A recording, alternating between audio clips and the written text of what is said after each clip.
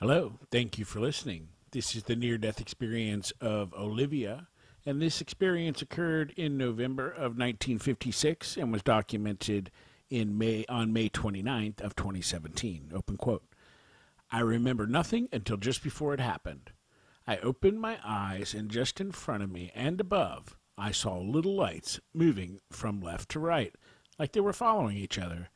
I remember being curious about them, but watching them made me even sleepier than ever. I closed my eyes again, but then looked up higher because I heard a voice. I saw the underneath part of a chin, a babushka, a scarf, tied there. It was white with big black dots on it. I thought Mom was holding me, is all I can tell you. I closed my eyes again, then tried to watch those moving lights again. My entire body felt spent, weak, drained. I could not fight it anymore and closed my eyes. I felt a very quick whoosh, and suddenly I was floating at the top of the car ceiling in the back seat behind my dad's head. I saw his silhouette shape, his back to me. I saw the very bright dashboard lights. I saw over in the passenger seat Mom with that scarf on her head. It was night. I realized I was floating, and I looked down at my floating self. But there was no body there. I could feel everything around me, feel it. From my dad was tremendous fear that he was fighting so he could drive. From Mom, I felt some fear, but her focus was on Dad and not wanting him to be upset.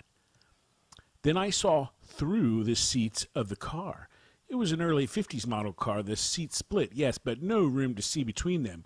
Split so people could push them forward to let kids in the back seat.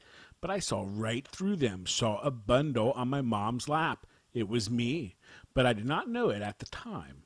My head was toward the driver, my feet pointing at the passenger door.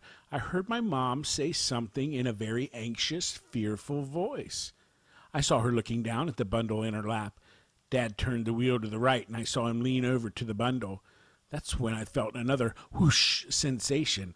Everything went black in that instant, and in the same instant, I felt heavy, weak, tired, and drained again. I opened my eyes and saw my dad's upside-down face staring into mine. Then I remembered nothing more of this. I carried this, for lack of a better word, video in me, and eventually dismissed it, not knowing what it was. In the late 1970s, as a young adult, I was visiting my oldest sister, 9 years older than I, at her house one day. As usual, we talked of all kinds of things. She asked me if she ever told me about how I almost died when I was a baby. Surprised, I said, "No, tell me." Here's what she told me. Mom had gotten the flu and was in bed recovering from it. She had given it to me, and I was very, very ill. My dad came home from work and went in to check on me. I was listless, big dark circles under my eyes sunken, feverish, not eating, not crying. He immediately told her, my sister, to get me dressed. He needed her to hold me while he drove me to the hospital. That is when I interrupted her and told her what she was wearing, the babushka on her head and the design. She dismissed what I said and continued to tell me that while she was holding me on the way to the hospital, I was barely breathing. I closed my eyes and she felt me get heavier. She suddenly felt I had died and said to Dad, "Dad, I think she's gone." Dad pulled the car over and leaned over to check me. He was so scared. That's when I opened my eyes and Dad let out a huge sigh of relief. He got me to the hospital, and the doctors told him that it was nothing short of a miracle that I was still alive. This was the first time I had an NDE. There is so much more I need to tell someone who will believe me. My entire life I have had profound experiences, but who do I tell? There are truly only two reasons why I could remember anything at that age. Number one, I was supposed to remember it, meaning I believe God had a definite purpose for it. It would play an extremely important part in how I would grow up to be. He already knew I would have to get through my childhood, which was not going to be easy. So much was going to happen, and I would need to be strong. He was going to show me things which I may not understand at first or even for quite a while. Only later in life would it make sense to me. Number two, I believe I did stop breathing and I left my body, which was forever imprinted on me. Such an occurrence is major. How could a person not store such things when you actually know what it's like when you die and the eternal part of you, your soul, is freed? To be weightless and peaceful and so aware of every detail around you. It seems so unreal, but it happened. The frustrating part is that I wanted to tell people, I wanted them to know it as I know it. Because if they do know what death is, they would not be afraid to go when their time comes, or when a loved one dies and the heartache is too much. They can gain great peace within, knowing that the truest part of them did not die, but lives on, not just in this realm. End quote. Wow, Olivia. I wonder how old you had to be. Very young. There are some questions here. Question, at the time of your experience, was there an associated life-threatening event? Yes. Very close to death or brief death. I had the flu, was severely dehydrated, fever over 103. Question, at what time during the experience were you at your highest level of consciousness? Answer, when I realized I was floating free with no body. I do not have much to go on, as I was just a baby. Question, comparing your vision. Answer, I have no memory prior to this event. This is not, I imagine, something you would think would happen to an infant, which is entirely why I understand completely when people hear it and then doubt it.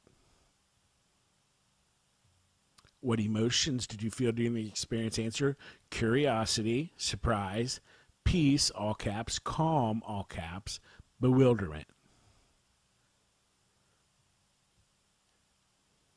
Question. Well, did your experience include features consistent with your earthly beliefs?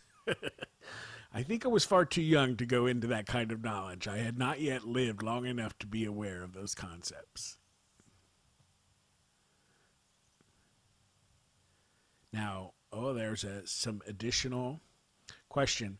What do you believe about the reality of your experience? Answer, experience was definitely real. I know what I remember. I know that no 6-week-old baby that I have ever heard of has years later remembered, but I do. Question, at any time of your life, has anything ever reproduced any part of the experience? Answer, yes. I had another NDE, so yes. And this is an addition to her experience, and it says, open quote, this is from my journal. In the 1950s, a baby girl was born to a man and his wife who already had 4 children. The husband was a hardcore, old-world kind of man who loved his children. The wife loved sex with her husband, but not the consequences of becoming pregnant. The wife, being resentful of being burdened yet again with a baby, she brought the baby home and immediately gave complete responsibility for the baby girl's care over to her 9-year-old sister. The child was charged with an adult responsibility. Soon after giving birth, the mother came down with the flu. As she recovered, the baby girl had also contracted this flu. She lay in her crib, burning up with fever. Her eyes were sunken in, and she was severely dehydrated and near death. No one bothered to check on the baby until her father came home from work. In a panic, he told the oldest 9-year-old daughter to get the baby dressed. She held her baby sister while her father drove as fast as he could to the emergency room. What happened on the way that dark night is what the baby experienced. She was 6 weeks old. Darkness. She opened her eyes. She thought she was on the lap of her mother. She lay with her feet pointing towards the passenger door. When she opened her eyes, a little row of lights were moving from left to right and danced across her eyes just above her line of sight. The baby thought, "What is that?" More lights came.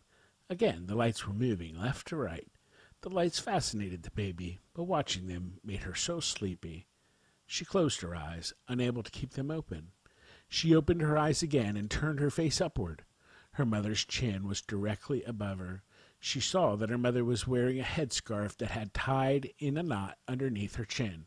It was a white or light-colored scarf with big, dark polka dots on it. The baby felt so weak, so tired and drained.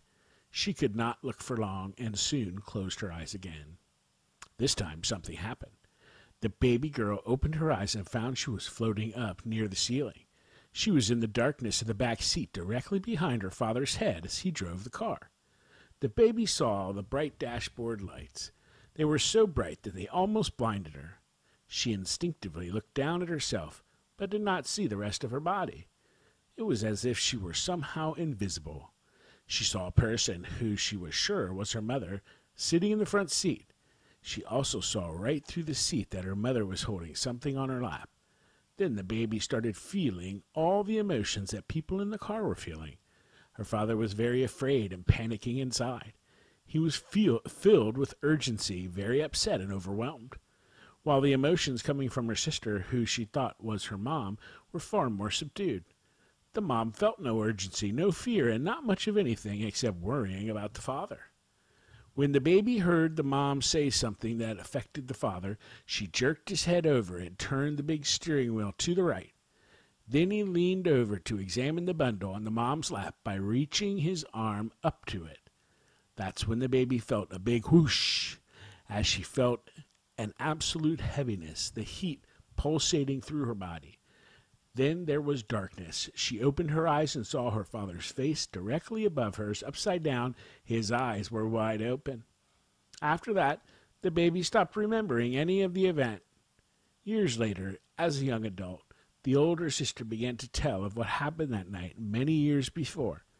The now-grown baby girl's eyes flew wide open, and she gave her older sister the details. The older sister did not want to believe her and dismissed it. She asked her what happened at the hospital. It turns out that the emergency room doctors all told her and the father that it was a miracle the baby was still alive.